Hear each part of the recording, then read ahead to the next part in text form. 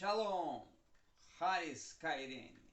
Estamos mais um momento para mais uma aula, mais um diálogo, mais um contato, mais uma interação, mais uma expansão dialógica do saber.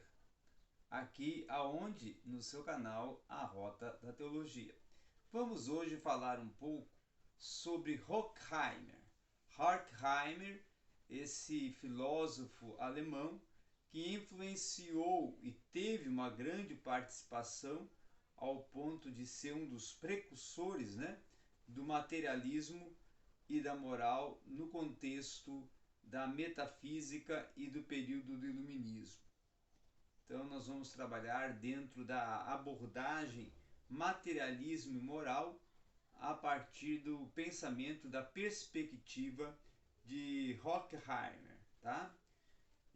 Quando nós vamos pensar em Horkheimer, nós estamos justamente pensando em 1933, quando fala-se da necessidade de reunificar a ética e a política dentro dos contextos dos sentimentos morais e das transformações sociais, tá?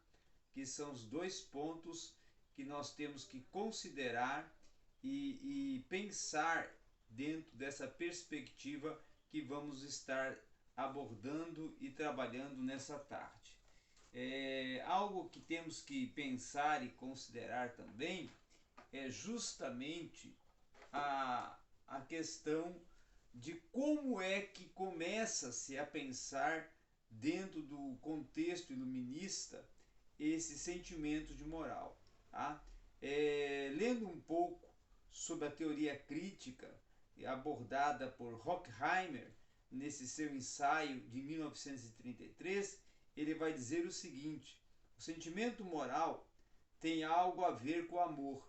Então ele vai considerar que o sentimento moral ele está muito relacionado ao romantismo e a um sentido romanceado, porque por justamente a finalidade de ser adoração, a visão da perfeição e a saudade, conforme propõe Friedrich Nietzsche. Tá?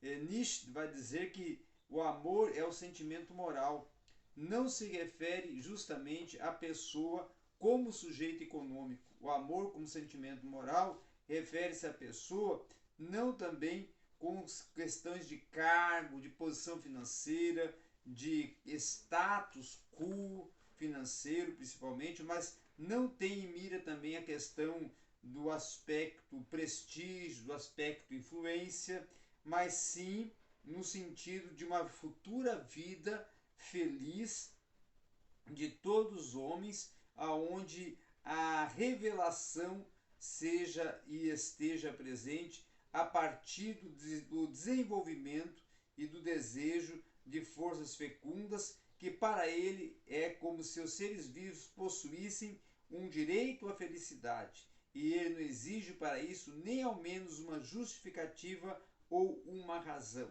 Originariamente, a severidade é contrária a ele, mesmo que haja processos psíquicos que tenham em si ambos os elementos. Na sociedade burguesa, a educação numa moral rígida estava mais frequentemente a serviço da lei natural do que sob o signo da libertação dela. Uma expressão do sentimento moral não é o bastão de sargento, mas o final da nona sinfonia. O que quer então Friedrich Nietzsche e Horkheimer, interpretando Friedrich Nietzsche, propor a partir dessa perspectiva e olhar sobre a moral e sobre o materialismo e relacionar ele, fazer um elo de ligação com esses dois elementos, com o amor, com o sentido do romantismo. Justamente eles querem propor de que quando o homem pensa na moral, ele está pensando na sua estabilidade. Ele está pensando não na estabilidade no aspecto econômico, não na estabilidade no aspecto de posição social, influência social, não. Ele está pensando numa estabilidade emocional, no equilíbrio do sentimento que lhe conceda a paz, que lhe conceda a tranquilidade, que lhe conceda uma segurança, ao ponto de ele sentir-se tranquilo, seguro, sereno, dentro de um contexto de um sentimento bom, agradável, de amor, de afetividade, de felicidade, de alegria, né? De um frenesi. Por quê? Porque justamente está vivendo um novo tempo, um novo momento em que esta moral está concedendo a ele novas percepções, concepções e cosmovisões de sociedade, de tempo, de pressupostos relacionados ao contexto ético, ao contexto do direito, ao contexto das posições e intervenções do ser dentro do contexto, do ambiente em que está inserido. E outro ponto também que eu considero interessante, aí entramos um pouco com Kant, né? Porque Kant é uma pessoa que tem grande influência dentro do contexto metafísico, por ser um dos progenitores do sistema e do contexto metafísico. Ele vai dizer que a produção social realizada mediante a apropriação privada, ela é progressista. Tá? E é progressista porque significa um agrilhoamento de força e seu mau uso para fins de destruição.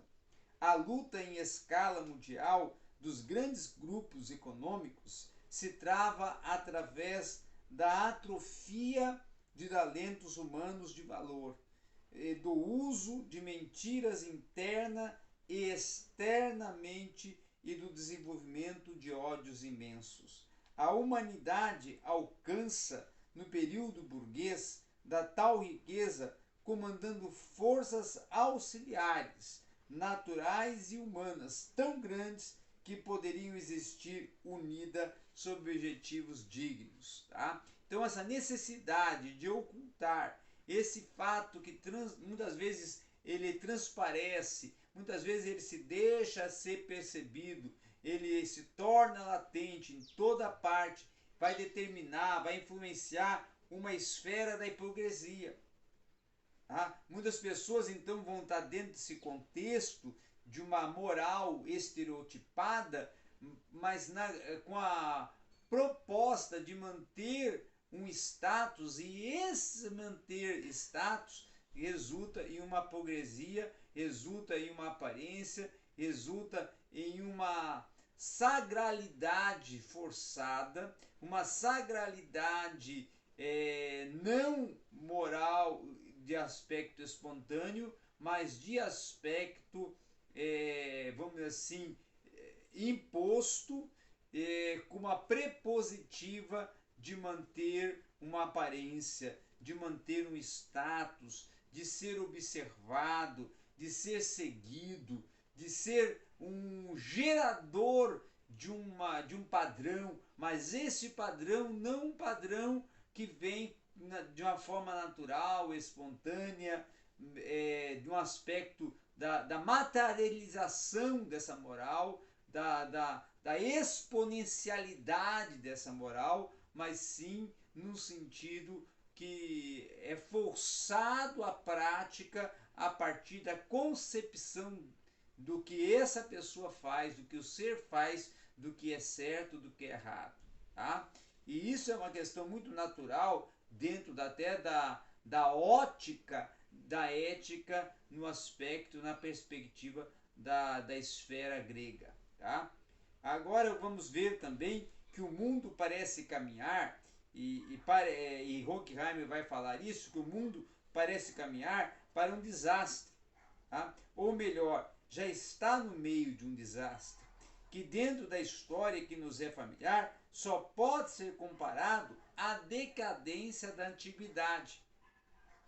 Tá? E o absurdo do destino individual, que antes já estava determinado, pela falta de razão ou pela mera naturalidade do processo de produção, ele vai crescer na fase atual para converter-se na marca mais característica da existência, Quem é feliz poderia, por seu valor anterior ou interior, encontrar-se também no lugar do mais feliz, ou até do mais infeliz, e assim fazer esse jogo de vice-versa, tá? Cada um está entregue ao acaso cego, ao desenrolar de sua existência, que não guarda qualquer proporção com as suas possibilidades interiores. Seu papel na sociedade atual não tem, na maioria das vezes, qualquer relação, tá, com aquilo que ele poderia produzir numa sociedade racional. Por isso, o comportamento em relação a este ou aquele que age moralmente não pode ser guiado, não pode ser conduzido pelo sentido da dignidade estereotipada como evidência, mas sim, como nesse presente século, como num aspecto até caótico, de convicções e ações, de percas de valores, né? A moral propriamente dita das ações mérito e culpa, tá? Ela vai se tornando um pressuposto, uma prepositiva também do comportamento que permanecerá oculta a partir da proposta que Kant desenvolve na sua obra Crítica da Razão Pura. Tá? Então percebemos que os homens, não como sujeitos de seu destino, mas como objetos de um acidente cego da natureza, é a resposta do sentimento moral, e a isto é a compaixão. Então os homens, como uma resposta a uma proposta de uma sociedade que venha a ser equitativa, que venha a ser justa, que venha a ser reta numa perspectiva de valorização dos valores éticos, de uma moral de equilíbrio, de uma moral que venha estar relacionada com uma produtividade, né? Que venha a ser producente de novos signos e estignos de paz, de equilíbrio, de uma sociabilização produtiva. Os homens vão criar um contexto em que consideram o que é certo e o que é errado e vão norteando as normas, as leis, as regras que vão conduzir esse proceder para que possam assim estabelecer contextos morais em que possa ser considerado ser um ser equilibrado, um ser ponderado, um ser sociável, um ser que consegue ser feliz em meio à sociedade, ao contexto em que está vivenciando a sua vida. Tá? Agora, Kant também vai, e algo interessante pensar aqui, que Kant vai ver nessa questão, e ele vai observar a questão da compaixão com base no sentimento moral, explicando a partir da situação histórica. Tá? Por quê? Porque ele vai poder esperar que esse progresso interrupto da livre concorrência vai se originar no aumento da felicidade geral, ou seja, da integralidade da sociabilização, do entendimento, da coesão de ideias participativas dentro de um contexto de um social, e vai ver o mundo então assim com essa ascensão para um domínio, apesar de o tempo separar a compaixão da moral, apesar de o tempo e as situações começarem a fazer uma divisão entre o que é compaixão e o que é sentimento moral. E aí, com isso, o indivíduo e o todo começa a se fundir realmente, começa a se desfragmentar realmente. E a partir dessa desfragmentação, aí vai surgir a morte do fácil, a partir da libertação do indivíduo, que vai sair do contexto da angústia, dos sentimentos interiores, né, de uma angústia, de uma depressão, de uma ocultação do ser e vai começar a ter objetivos essenciais para resguardar e recuperar a comunidade a partir de uma moral que esteja pautada a uma perspectiva racional, a um considerar racional. Então, Horkheimer ele vai compreender essas questões como esforços do homem de sujeitar a natureza e de sujeitar-se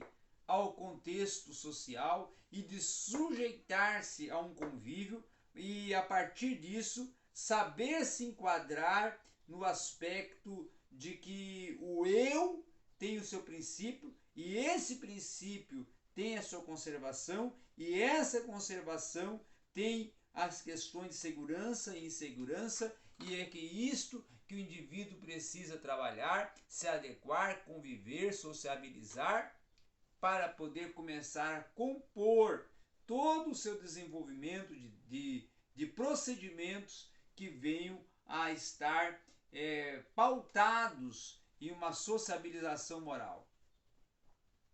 Aonde os valores, as perspectivas morais, os entendimentos, as compreensões sejam ainda mais potencializadas. Outra questão muito assim importante é que a totalidade do mundo para Horkheimer é perceptível e vai existir para o membro da sociedade burguesa até no aspecto de como isso é interpretado dentro de um contexto de uma reciprocidade, dentro de um contexto de uma concepção tradicional do mundo, dentro de um contexto de um pensamento organizador e dentro de um contexto de uma essencialidade, tá? Então, com isso, o caráter histórico perceptivo, a oposição, passividade e atividade, a sensibilidade, o entendimento, que são dualismos que vão surgindo dentro do contexto da formação do arcabouço do pensamento moral, dentro do período iluminista, dentro da concepção do materialismo e do sentido metafísico do ser, começa-se a ser composto como que a razão e esse aspecto racionalizador vai conduzir esse ser, vai propor nesse ser as suas inferências na sua participação social e na sua comunicação, tá? Principalmente na sua comunicação. Então, a partir disto é que vai começar a se pensar também o nascimento, né, da teoria crítica. Como que vai nascer e vai surgir nesse contexto de iluminismo, nesse contexto de busca de uma segurança e de um equilíbrio moral, dentro desse contexto de romantismo, de uma impulsão da racionalidade do ser, como que essa teoria crítica vai começar a surgir e como que essa teoria crítica vai começar a ser impulsionada. Então, justamente, essa teoria crítica vai começar a partir da exatidão, a partir justamente de um objetivo que a ciência propõe, que ela vai querer refletir sobre as suas próprias pressuposições, sobre suas próximas hipóteses, sobre suas próprias análises, sobre suas próprias introspectivas e expectativas, tá? Algo que também é pensar que a teoria crítica vai surgir nos anos 20 a partir da ideia de uma sociedade melhor, a partir de compor uma maneira crítica em relação à sociedade, tá? Em relação à ciência, em relação à cultura, em relação à comunicação do ser, ao convívio do ser, à participação desse ser. E algo a pensar que essa teoria crítica, ela é considerada crítica e às vezes até um certo excerebar do pensamento crítico por questões de propor uma revolução do pensamento, uma participação de uma sociedade justa e de uma ciência que venha a cada dia ampliar, aperfeiçoar, dimensionar e expandir o pensamento do ser, expandir a proposição do ser. E algo assim a pensar também, que aí nós vamos de frente ao que está inserido no contexto veterotestamentário e fazemos um elo de iluminismo, de filosofia, de pensamento moral, já agora indo de encontro à teologia bíblica do Antigo Testamento, dizendo que essa preposição ela vai estar relacionada no aspecto que não se pode dizer o que é bem absoluto, tu não podes apresentá-lo.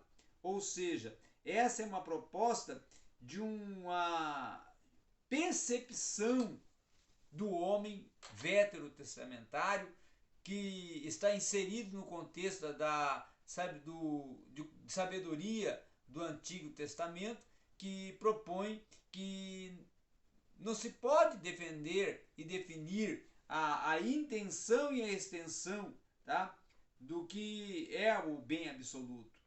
Tá? Por quê? Porque o homem em si não pode apresentá-lo. O homem em si não tem um caráter, uma personalidade que lhe indique como portador de um bem absoluto, que o aponte como sendo o resultado total de práticas e portador de práticas que indiquem ele um promovedor de um bem absoluto.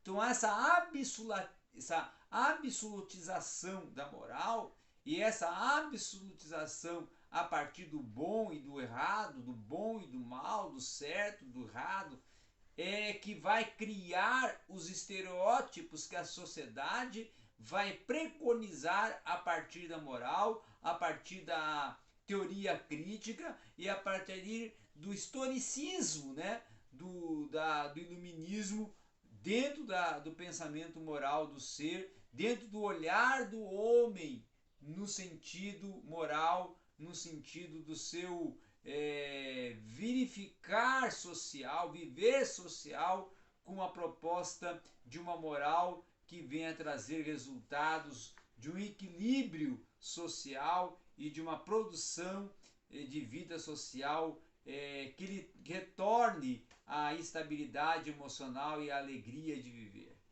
Então era isso que nós tínhamos para conversar um pouco hoje dentro da propositiva de Horkheimer, falando sobre principalmente a questão que ele indica do materialismo e da moral a partir do contexto iluminista e do contexto metafísico. Obrigado a todos e estamos aí.